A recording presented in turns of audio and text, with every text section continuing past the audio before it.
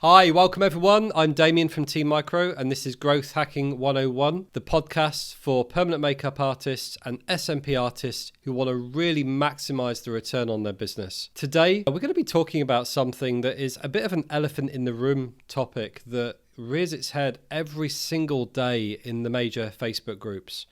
And it's the reality that for the majority of us, this is the first time that we've run a business, and many of the issues that we see, many of the frustrations that we see in our industry ultimately come down to the fact that as operators, many of us do not have a great deal of experience of running a business. So I want to tackle that today and see how we can maybe overcome some of the challenges that creates.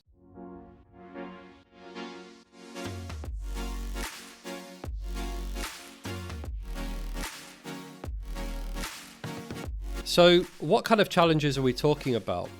Well, I'll give you a really good example, and this is one that most of you will be really familiar with, and that is the knee-jerk reaction whenever there's a problem in somebody's business is to start dropping prices. Okay, now this is something that has a heavy impact on our industry, not only for those new artists who are dropping the prices, but also the knock-on effect that has on everybody else. So if things aren't going so well, let's say that you've just started out and you're not very busy, you've invested all that money into training, you've got your premises, you've got all your equipment, your setup, and you want to start getting a return on that investment, right? Which is, completely understandable. The mistake that people make is that they believe that dropping the price is the fix-all to their problem. The reality is that it isn't. What tends to happen is it actually exasperates the problem because a temporary dropping of prices becomes a habit, a long-term habit, and it affects the confidence of the artist later on in putting those prices back up to a reasonable level. In the meantime, what tends to happen is that they then stumble into issues where they might be a little bit busier, but firstly, they're not profitable, and it causes the artist to seriously question, like, why am I doing all of this? I'm doing all this work and I'm really busy and I'm not making any money. It also prevents their business from growing because unless they're profitable, unless they're making a lot of profit, they can't reinvest. So somebody comes along and says, hey, put $1,000 a month into Facebook ads, or you need a new website, or let's do some SEO, or you should attend this conference, or there's a new machine out. Those decisions become much harder because the profit isn't available in the business to facilitate it. And finally, the issue that creates is that it brings down the overall average price in your town, city, whatever, for the service. So established artists are then going to experience some downturn because customers are simply, they have lower price options, and that's not going to do the relationships among artists any favors. So the reality of this is that dropping prices is really not a way of generating the kind of revenue and profit that your company needs. There's another serious problem here, and that is that dropping prices results in a very different type of customer coming through your door. Precisely at the time where, as a new artist, you are most poorly equipped to deal with these difficult situations, you're going to attract the worst type of customers. The ones who are the fastest to complain, they're the highest maintenance, the ones that are going to blow up your inbox and not listen to your aftercare instructions. And as to perfectly illustrate exactly that point, ask any artist that uses Groupon what type of customers they generally get. In addition to that, look at eBay. I remember a few years ago, e-commerce retailers, including ourselves, flocked to eBay because it was a ready-made marketplace full of people ready to buy, and it was great. But then they had a really nasty shock coming, is that eBay attracted a very specific type of customer, and those were not the customers that retailers wanted at all. And so many of those companies now no longer trade there. So you've got to bear in mind that there is a direct correlation between the price you charge and also the type of customer that you're going to attract. So coming back to the original point, dropping prices is one of the first things that an inexperienced entrepreneur will do. When they're feeling pressure, they're not sure how else to get those customers in. So what they'll do is they'll default to that because they don't have the experience to look at other avenues. Another symptom of inexperience is the way that artists tend to interact with other artists in the industry. So a good example of that would be that it tends to be the more experienced artists who a little more calm and less open to provocation on social media. So when you've got a particular topic going on in one of the Facebook groups and it's all kicking off, right? We've all seen it. It happens. The inexperienced artists tend to be the ones that gravitate towards that kind of thing. There's things like, for example, inexperienced artists are more likely to blame the customer if there's a problem. They're more likely to say no refunds, or conversely are more likely to start throwing refunds at customers. They lack the judgment skills sometimes because they simply haven't had the experience. It's not a disrespectful statement, it's purely that they've not had the practice in dealing with these difficult situations. And furthermore, you've also got to look at how this inexperience feeds into the training industry as well. If you have an artist who has invested a lot of time, a lot of money into getting their business off the ground, but it doesn't immediately take off, some of these artists revert to offering training. You know, they look at the contact they had with their own trainer and think, well, they know what they paid, they know how many students are in the class, and they look at that as a way of maybe monetizing their career. So you end up with inexperienced artists training others. And I'm not saying that inexperience is the only reason for this, but I think it's one of the big ones. The point I'm trying to make is that inexperience as an entrepreneur is the root cause of many of the problems that we see in our industry. And again, it is not meant to be a disrespectful statement whatsoever. It's purely an acknowledgement of the truth, because if we understand what the real underlying symptoms are, then we can look at ways that we can deal with that. So how do we? You know, at the end of the day, you cannot replace 20 years of business experience with a webinar or with a podcast episode. But what you can do is do two things, okay? As an industry, we do two things.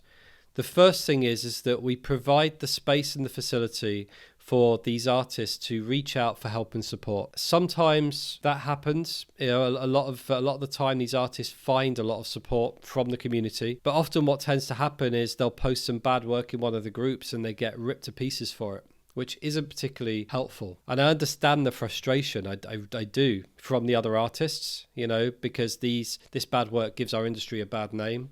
But the solution isn't to hang, draw, and quarter them. The solution is to provide support and solutions. The second thing, as well as providing space for these artists to reach out for that assistance, is to put mechanisms in place where they don't feel so isolated, where they don't feel so alone. Now, some of that responsibility rests with the trainers. Okay, now I believe, and this is just my opinion, but I think the days of a trainer offering a 3-day, 4-day, 5-day training course and then washing the hands of that trainee as soon as they're done, I think those days are over. I think what the future looks like is that as part of that training, the artist is able to access ongoing support from that trainer, but it's got to be within reasonable bounds. Okay, so it's no good saying every trainer saying I'll offer you lifetime support, because all that happens is that as the years progress and that trainer becomes busier and busier and they've got this increasingly large back catalogue of trainees, that becomes unsustainable for the trainer, you know, and you end up with burnout and so on and so forth. And eventually those trainers are going to lose interest. Greatest will in the world. So we've got to figure this out. How can we have it so that trainees feel happy and comfortable to come forward and ask for that support? And how do we put mechanisms in place to ensure that as an industry, we are there to support those artists? Let's look at some of the things that the artists can do themselves. One of the key things to all of this is making connections with other industry professionals. And there are many, many, many different ways that you can do that. So one of those is, and you know, I am going to be a little bit biased because we have a conference coming up, but one of the best ways is to attend events. Even as a veteran of the industry, I've been in the scalp micropigmentation industry since 2009, been involved in permanent cosmetics since about 2012. I go to these events and I learn something every time. I meet new people and I come away inspired and motivated, you know, with a little bit more knowledge than when I went. So I would absolutely encourage people to attend events. Wherever in the world you are, there is always a permanent makeup conference somewhere not too far from you. SMP events, it's got a little bit of catching up to do, granted, but there are events now in the UK, which is ours. There's also events in the States, in Asia, in Eastern Europe, you know, so there are these events are starting to happen. The next thing that you should do is fully engage in the Facebook groups. Facebook remains, despite the fact that people are moving away from Facebook as a general trend, Facebook remains the space where the majority of SMP and permanent makeup artists hang out. Okay, so what we seem to find is that a lot of artists, they'll be members of these groups and they'll observe, but they won't actually interact. They won't get involved. And I feel that's a lost opportunity. If you can start building relationships through Facebook with other industry professionals, your name becomes a little bit more recognized. When you do reach out for help, you're going to get a far better, more proactive, more meaningful response and level of support from the industry as a whole. So I would absolutely encourage you to engage in these Facebook groups. Also, don't discount good old-fashioned local networking. I would strongly recommend, if this is the first business you've ever run and you don't have any real business experience prior to being an SMP or permanent makeup artist, network wherever you can. And that could be with people that are directly in your circle. That could be with your accountant. I went out for dinner with my accountant and some colleagues just a couple of weeks ago. It's a good thing to do those kinds of things. Solicitors are always good people, or attorneys, always good people to network with, because they deal with a lot of different types of businesses. And if you have somebody through your network who is in that field, just ask if you can borrow them for just a little bit of time and go to them with some pointed questions. Network with other entrepreneurs. There are so many people out there who are learning the same things that you are. They're fighting the same battles, they're battling in experience, and they're trying to find their way. But it doesn't matter whether they do air conditioning repairs or mattress cleaning, or whether they, whether they run a major pharmaceutical. It doesn't matter what they do. The bottom line is that they're all trying to make their way in the world and get on. They're all trying to be as good as they could be and achieve the most that they can. And every business owner has that in common, no matter how long they've been in business and what industry they're in. I would also encourage you to listen to some podcasts. Okay, now make it a habit. And I didn't really switch on to podcasts for a really long time. I think the podcasts have been around for a good 6-7 years before I even listened to my first episode. But you've got podcasts like this one, and I would encourage you to subscribe. We're on Spotify. We're on all the other major podcasting channels as well as YouTube.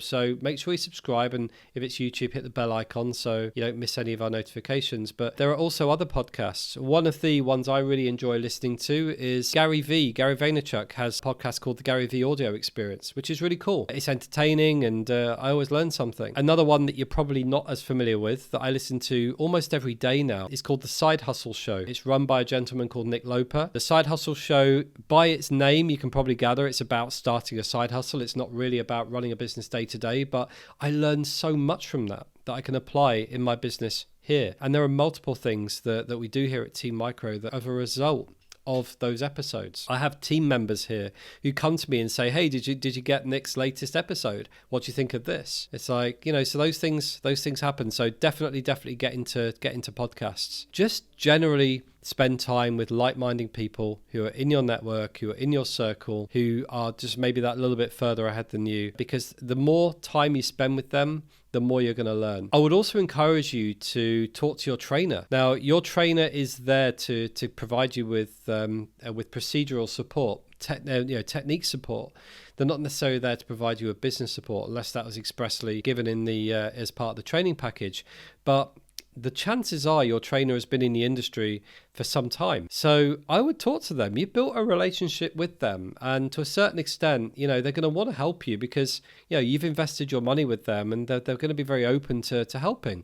And you'll find that the majority of trainers are really good like that, as long as they really do care about their trainees, and that just comes down to choosing the right trainer. Also look at local business networking events. So there are lots of events. For example, I used to attend an event called One Man Empire, which was about a 2-hour drive from where I live. It wasn't a cheap endeavor. It cost me close to $1,000 a month to attend this, but it was a small group of like-minded people, and I learned such a huge amount from that, and I was able to apply that directly into my business to the extent where, eventually I didn't need to attend anymore. This was maybe a couple of years ago. I stopped that. Team Micro, we are going to be launching a series of masterminds that, we're very early right now, so I can't give you a great deal of information. But here in the UK, we're going to be launching one-day workshops, get-togethers, where it's very informal. We meet up and we discuss business and what's going on and what challenges people are experiencing.